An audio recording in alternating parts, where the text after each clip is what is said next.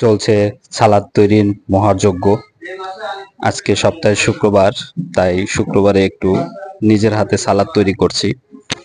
এখন আমি শশা কাটতেছি, কুচি কুচি কুচি কুচি চলছে। শশা কাটতে ভালোই লাগে। যে শশা কাটার যে আওয়াজটা এখানে রিমুভ হয়ে গেছে, তো শশা কাটার যে আওয়াজটা খুব সুন্দর ছিল। এখন শশা কুচি কুচি কুচি কুচি কুচি চলছে।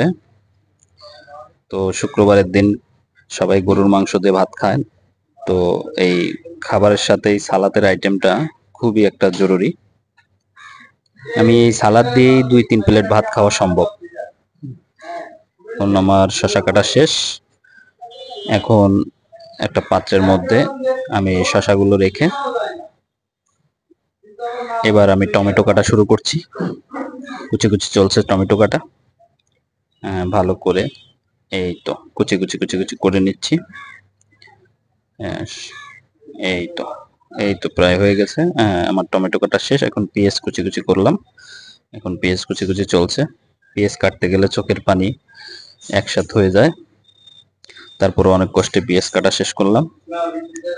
পেঁয়াজ কাটা হয়ে গেল। পেঁয়াজ কাটা শেষ। এখন আমি কাটবো মরিচ।